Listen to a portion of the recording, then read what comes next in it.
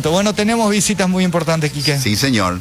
La señora ministra de Industria y Comercio, la señora Liz Kramer, el viceministro de Micro, Pequeñas y Medianas Empresas, don Isaac Godoy, nos acompañan con la idea de que se han hecho bien los deberes en la estrategia general del gobierno para combatir los efectos negativos del coronavirus y se van creando paulatinamente condiciones para una reactivación donde se pondrá a prueba la disciplina de todos nosotros. Aquello que en una primera etapa llevamos en encierro, ahora en salir responsable y medidamente para este nuevo marco conceptual que anoche ensayó el ministro Mazzoleni, que es el vivir con COVID, asumir que todos tenemos COVID y tenemos que extremar cuidados en nuestras interacciones que son inevitables para que las otras dimensiones de nuestras vidas, sociales, educativas, productivas, deban continuar, Jorge. Así que vamos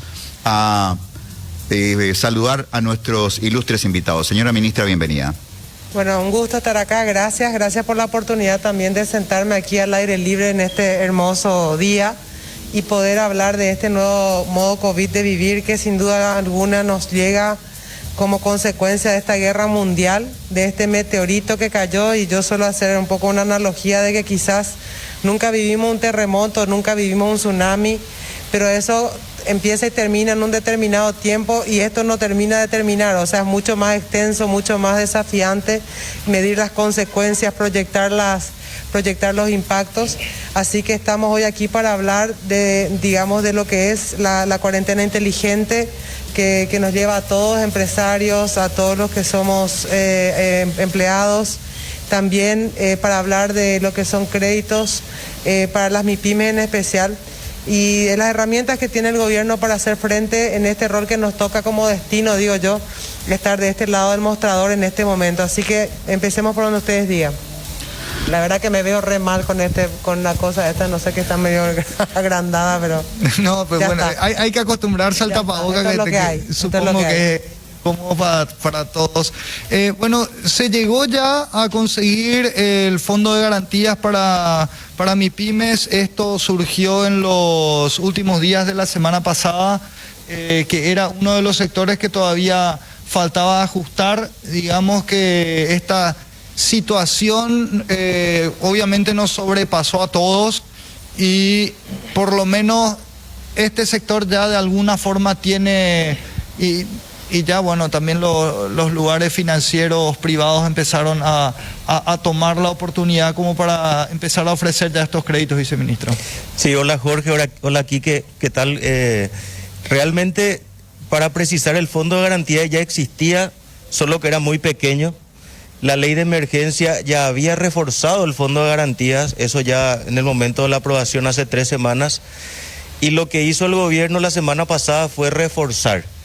El fondo de garantía pasó de tener 13 millones de dólares aproximadamente a tener hoy más de 120 millones de dólares. Se multiplicó prácticamente por 10 el tamaño de la garantía que el Estado puede ofrecer y de esta manera contribuir a superar un poco este momento de incertidumbre que también incluyó a todo el sistema financiero y a todo realmente en general. Estas medidas de restricción han afectado, por supuesto, a las empresas, entonces muchas necesitan de un auxilio o de un apoyo financiero. Lo que la semana pasada se decidió fue, como dije, reforzar eso, y hoy 37 instituciones, entre ellas todos los bancos del sistema, las 16 cooperativas más grandes, y las 7 financieras más importantes que tienen sucursales en todo el país, por supuesto, ya cuentan con líneas de garantía pública. Es decir, todas estas instituciones van a conceder, y están ya varias de ellas esta semana, creo que 9 o 10 ya salieron con su oferta concreta, y en la próxima semana las demás también van a empezar a tener una oferta concreta. ¿Cuál es el común denominador de la oferta? Al tener una garantía pública, lo que se puede es determinar las condiciones básicas de los créditos. Es decir, todos esos créditos van a tener una tasa de interés de menos de 10%, todos van a tener un periodo de gracia de por lo menos 6 meses y todos van a tener un plazo de por lo menos 12 meses. Luego, cada institución financiera desarrolla su propio producto y, por supuesto, analiza al cliente para conceder eso. Pero esas son las condiciones mínimas y estas son condiciones sin precedentes realmente. Este volumen de garantía, como dije, se multiplicó por 10 y evidentemente también las condiciones de crédito son las mejores que se pueden ofrecer, creo que a nivel regional incluso. Ahora, señora ministra, señor viceministro, pareciera que este tipo de historias, un caraytuya y de la prensa como yo ya vi muchas veces en la cuestión campesina, por ejemplo. El crédito agrícola da una línea de crédito y 2 años después vienen los perros diciendo condonación de la deuda por A, B, X circunstancia. Porque aquí estamos hablando, en términos duros, de que hay una línea de crédito para empresas que están cerradas en este momento, que es diferente tomar un préstamo porque tengo un camioncito y quiero un camión refrigerado más grande y voy a mejorar mi renta y voy a tener más dinero y mayor capacidad de repago. Aquí es una plata para subsistir que cuando la vida normal, definiendo el new normal, vuelva, ese pequeño emprendedor va a tener un rojo en su economía que saldar. Entonces, no quiero ser pesimista, dice el que dice como encabezaba alguien que exactamente va a hacerlo. Pareciera que en el futuro vamos a tener un sector de las MIPYMES que va a decir queremos una condonación de la deuda o una refinanciación de la deuda porque no fue una deuda contraída para fines productivos, sino para fines de supervivencia. He dicho lo cual, no quiero plantear solamente el problema.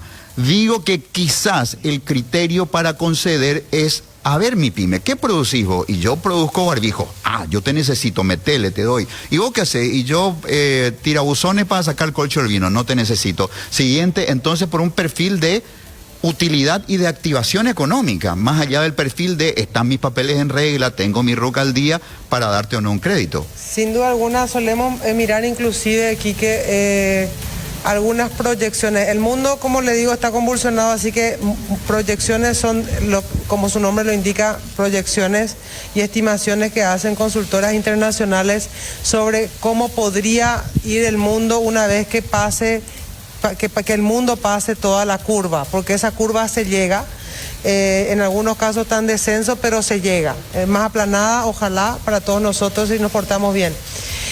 Y que en algún momento terminará, como todo, en algún momento terminará.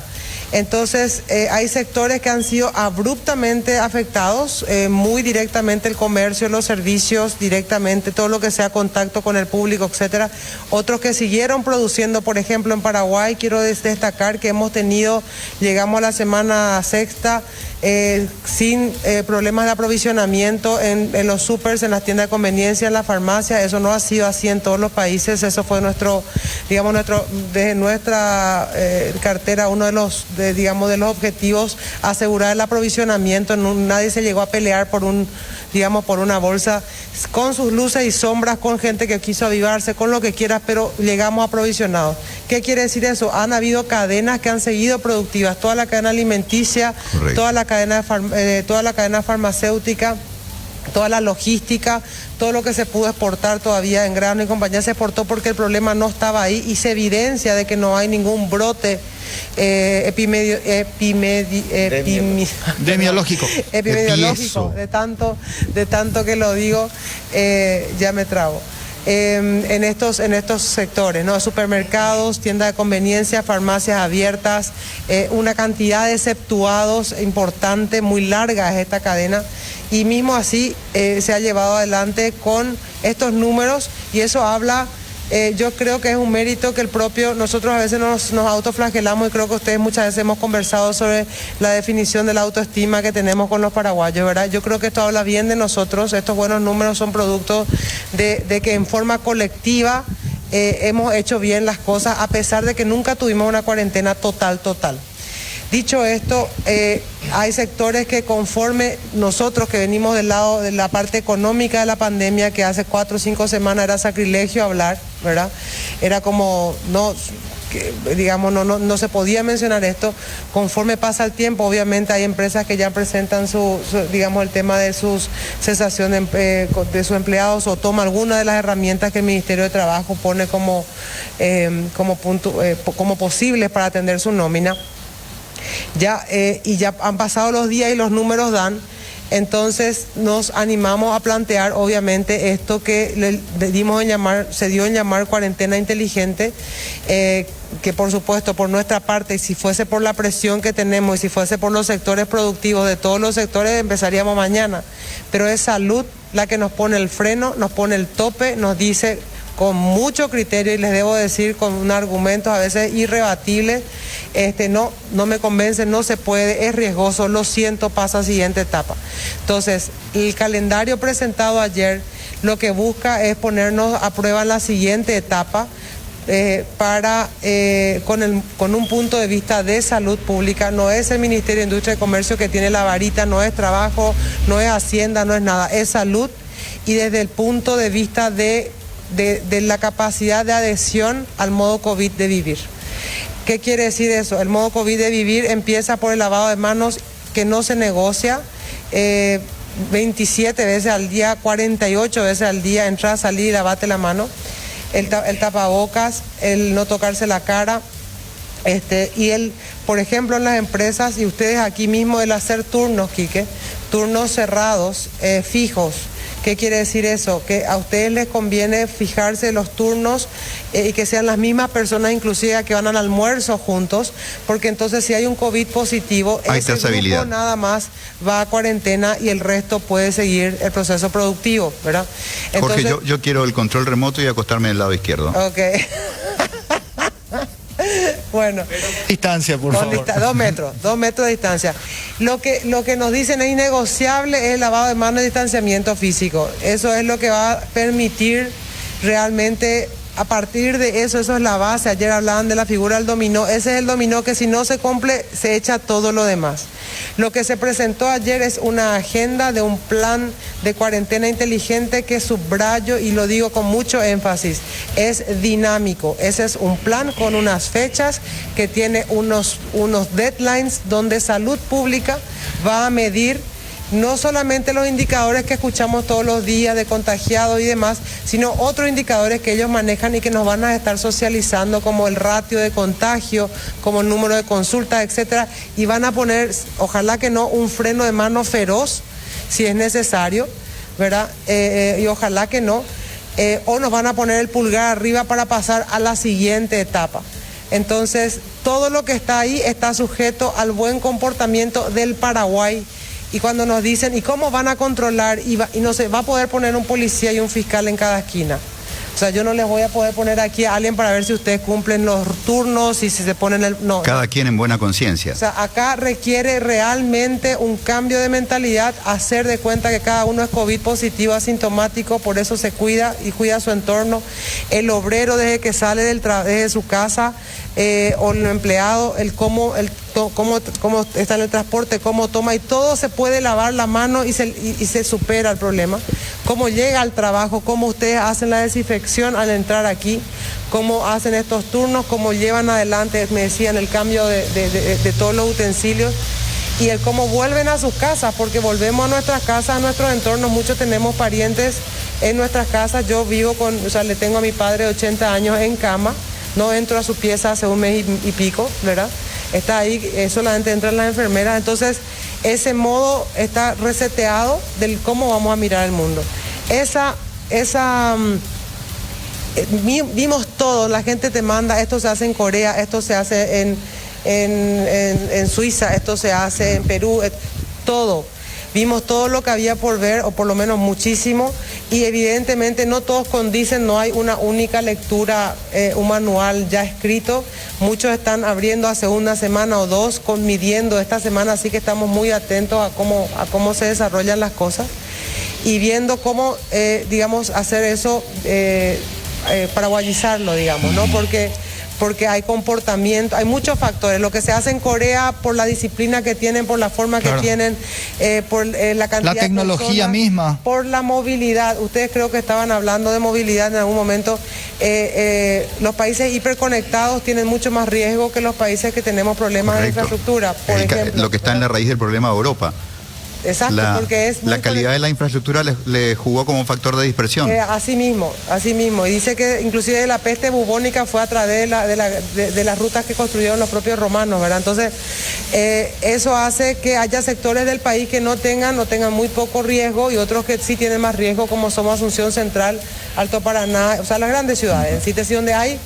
En síntesis, el concepto, y me lo repiten y repiten una vez más, en este momento está grabando la gente de salud unos spots donde es el concepto es distanciamiento físico, modo COVID de vivir, y puedo o no puedo, mi empresa puede o no puede, todo está pensado en el cómo mitigar ese riesgo, lo menos posible lo menos posible el riesgo de salud y ojalá el oxígeno a esto que tanto necesitamos, que es la parte económica. Ministra, quiero entender la lógica de la reactivación de la construcción. Si cuando se toma esta decisión, se toma por el perfil del albañil, que es un trabajador esencial, que a veces trabaja a destajo y que cuando la obra se desactiva, pasa de poder comer a no comer.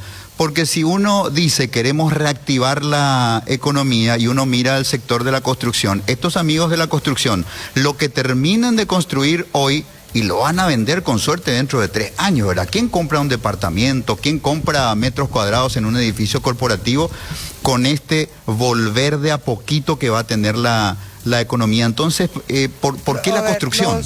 De hecho, en cualquier digamos, plan económico de reactivación o de impulso de la economía lo teníamos el año pasado, por eso se usaron 1.000 y pico de millones también en reactivación económica. En la construcción es por el fuerte derrame que tiene en la economía. O sea, el sector de la construcción es un sector que derrama, que permea mucho a estratos muy importantes de la economía. Esa es la fuerza que tiene el nivel constructivo. Pero su ecuación de recuperación de capital se extendió a plazos incalculables. Ese es el capital que probablemente tenga que refinanciar en este nuevo modo COVID, ¿verdad?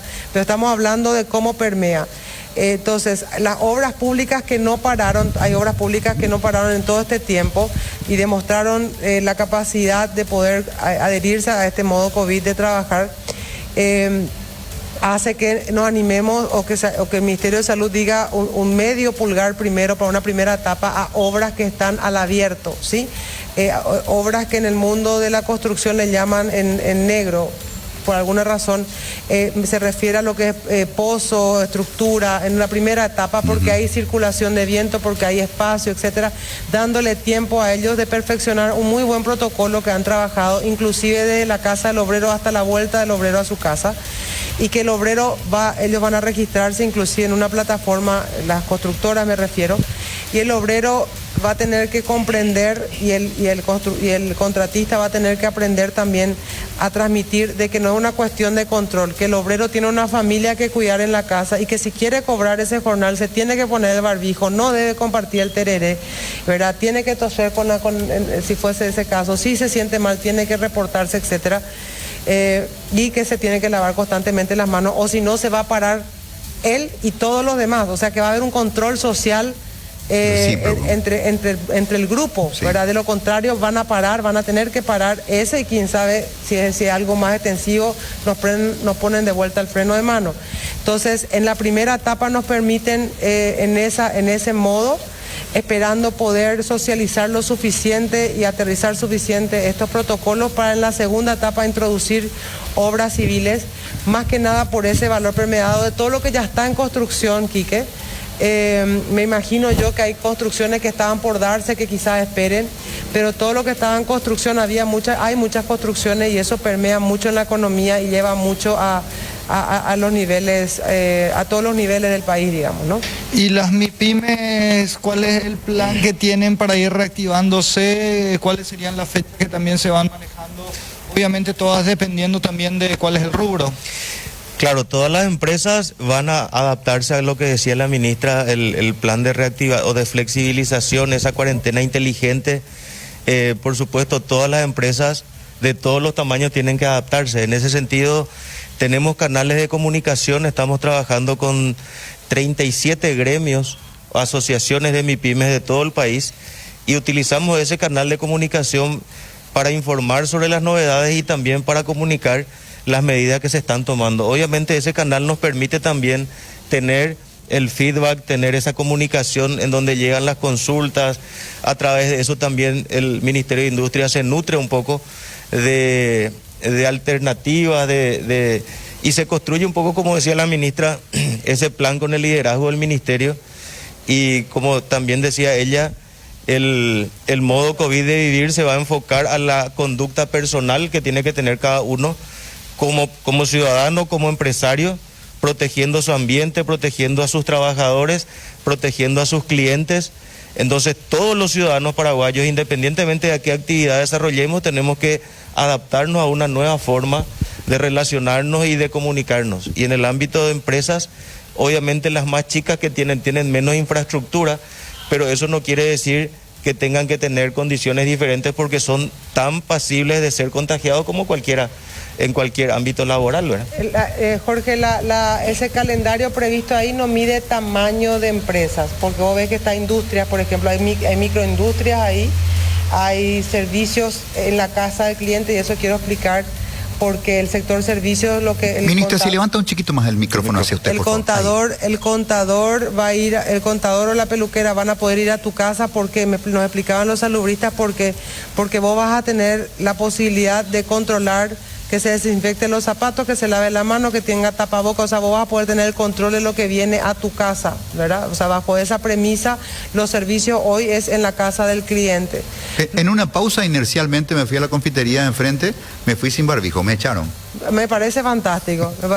Pero a mí, ministra, ¿qué se creen? ¿Qué se creen? No me humildemente felicidades a la confitería. Y entonces, encima que son un aportante importante. O sea, por favor, ¿qué se creen? Claro, no, pero aparte, entonces también están las actividades físicas individuales, está lo que es delivery. Ustedes no se van a imaginar cómo se reinventaron muchas de estas MIPYMES también a subirse a las plataformas. Ha crecido el comercio electrónico entre 200 a 300%, dependiendo del rubro. La gente que nunca pensó que iba a vender está hoy ya o en plataformas o vendiendo por internet, Instagram o lo que sea. Delivery se puede, cobrar se puede, ¿sí? O sea, hacer las cobranzas, pero siempre con la protección de ese mínimo contacto, ¿ya? Entonces, si nos portamos bien en esta semana de cuarentena total que tenemos todavía, con varias excepciones que están bien explicitadas, y a partir del 4 de mayo, con estos grupos que se lanzan, si nos portamos bien entre todos, a los 15 días Salud nos va a decir así, así o así. Claro. ¿Sí? Y ahí vamos a pasar a la siguiente etapa. Ministra, hablaste de deportes individuales, y esta parte me interesa mucho porque estamos con un montón de gente estamos esperando que se abran lugares como Ñuguazú, Parque Guazú, La Costanera, lugares que se utilizaban, el seminario, que se utilizan para la práctica deportiva. El tema es, Ñuguazú, cuando se abra, ¿de verdad va a explotar de gente? No, los parques que tienen capacidad de control de acceso van a ser habilitados con un alto nivel de control de acceso, ¿sí? En ese caso está Ñuguazú, Parque Guazú, La Salud también. Parque de la Salud, etcétera. Esos tienen, digamos, modalidad de control, y los responsables de esos parques van a tener topes y van a acordar con la autoridad sanitaria que es razonable, que quitas forma del circuito, etcétera, y no es que se va a poder explotar de esa manera, no es que vas a poder ingresar masivamente, ¿ya? ¿La Costanera? La Costanera no. Yo le escuché claramente decir allá a los salubristas, la Costanera no, por lo mismo, porque ahí no va a haber posibilidad de poder controlar esa agrupación de gente. Lo que te hablan de, digamos, de actividades físicas individuales, hola, sí. Caminata. Sí, se lo digo. Dice el ministro Vins que usted está hablando de cosas que no son pertinentes a su cartera. Sí, ya le dije, ministro. El ministro Vins no, le manda un saludo, al contrario, él sabe que él fue el que asumió lo de los parques. En esto, y eso también agradezco, la verdad que aquí estamos metiéndonos en todos lados todos, ¿verdad? porque es tan grande el problema y estamos trabajando en equipo realmente de una manera muy desafiante. El Ministerio de Obras Públicas tiene ciertos parques bajo su mandato, hay otros parques que son municipales.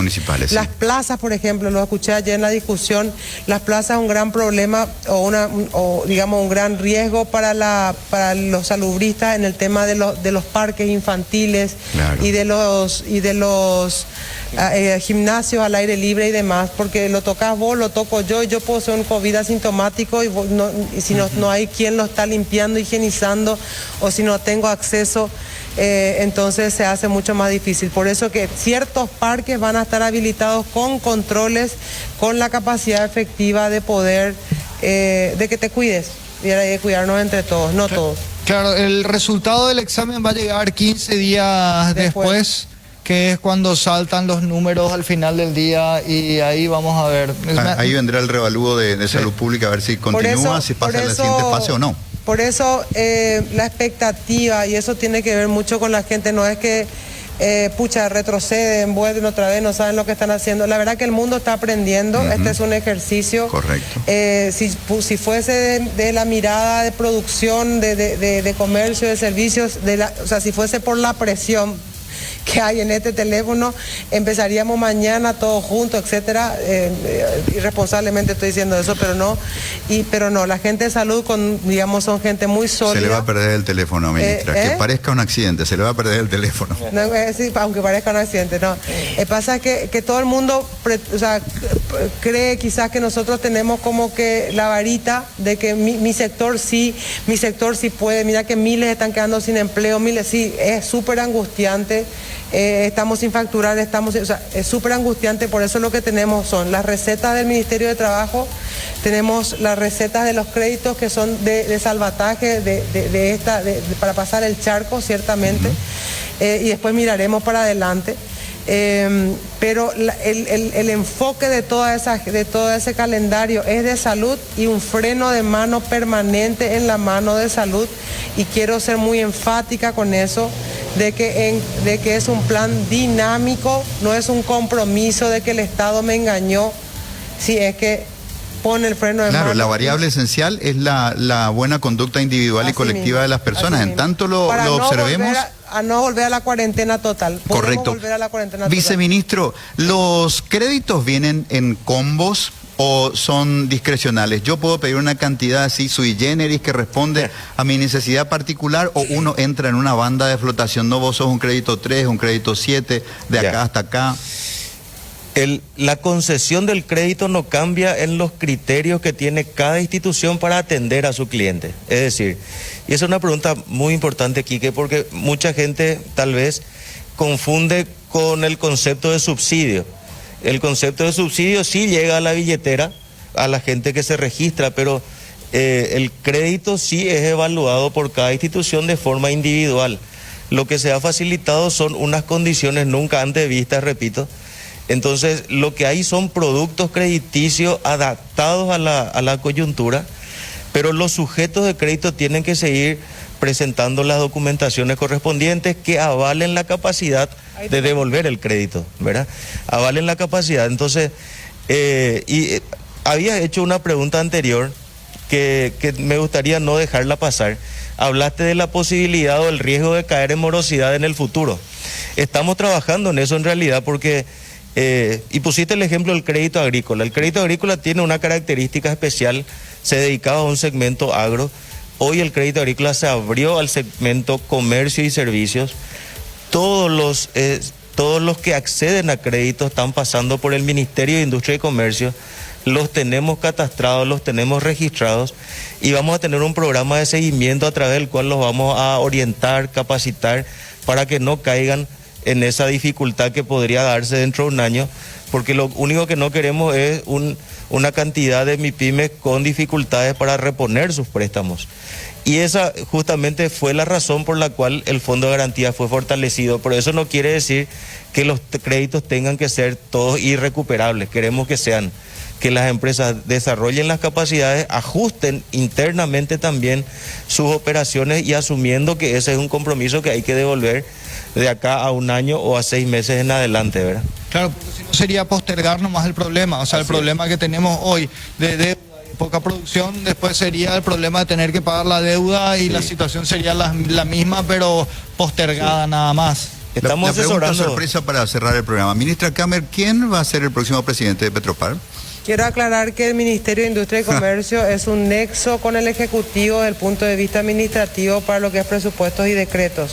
Nosotros no tenemos la administración ni el vínculo con la administración de Petropar que se maneja en forma independiente. En algunos gobiernos hubo quizás un mayor protagonismo del Ministerio de Industria y Comercio con relación a Petropar. Este no ha sido el caso. Pero desde así. Cartes para atrás, digamos, Federico Lugo y gobiernos precedentes, debajo del árbol orgánico de Industria y Comercio no estaba siempre, Petropar. No, dependiendo, en algunos gobiernos Petropar, digamos, se cortaba mucho más solo, en otros gobiernos, por instrucción seguramente del titular, digamos, se congeniaba más con el Ministerio de Industria y Comercio. Nosotros tenemos esa misma relación que tenemos con Petropar, que es un vínculo con el Ejecutivo para lo administrativo, con INTN, con la SEDECO, con la DINAPI, con Petropar, con INC, etcétera, etcétera. Pero nosotros no definimos ninguno de los titulares de esa cartera, ni tampoco planteamos. El único responsable de la designación de esa alta autoridad es el Pero no es lo que haya decidido, ministra, es lo que haya escuchado. ¿Quién va a ser? Definitivamente de mi parte jamás, ni aunque me pongan contra el paredón, va a salir un comentario que no sea institucional en ese sentido, porque es de altísima responsabilidad, pero estoy segura que el presidente de la República, digamos, tiene todas las barajas puestas en la mesa y seguramente que candidatos muy potables para esa función, así que estaremos trabajando con quien el señor presidente así lo designe. Bueno, situación resumen. Yo que era de familia numerosa, mi papá me decía, si quieren jugar el jueguito les dejo 1 hora, pero si se pelean, les saco a todos. En esa misma situación estamos. Estamos en una situación, un modo COVID de vivir. Si nos portamos bien, vamos a poder pasar la curva que se viene de la manera más chata posible y con el menor impacto a la salud posible. Si nos portamos mal, vamos a pasarla mal desde el aspecto de salud y obviamente con una cuarentena total de vuelta que nos pone el aspecto económico mucho más grave. Así que no es solamente que no les dejo jugar y se van castigados, sino que se van castigados, pelados, sin tele, sin nada, con todos los castigos que alguna vez tuviste en tu vida, porque estamos en una guerra y eso no es menor decirlo, es verdad. Y aquí el mundo está aprendiendo y entonces nosotros tenemos que quitar lo mejor de nosotros para poder pasar esto que no está en ningún manual de la mejor manera. Y repito, los que estamos del lado, porque el destino nos puso en este momento, incluyendo policías y fiscales, estamos buscando hacer lo mejor posible con las herramientas que tenemos y somos también ciudadanos y comprendemos las dificultades y nos hacemos empáticos con las necesidades de la gente, pero aquí esto es una lucha de todos que nos va a llevar ojalá a los diferentes procesos cantando pequeñas victorias que nos ayuden a pasar el proceso.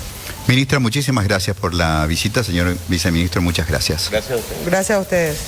Nosotros seguimos... Jorge, ese momento de la película americana donde la madre se pone con los brazos en jarra y dice, "You're so grounded", full castigo. Bueno, ojalá no sea eso, ¿verdad? El usar el barbijo porque me amo, porque me respeto, porque es un momento histórico, Jorge, y nuestros hijos van a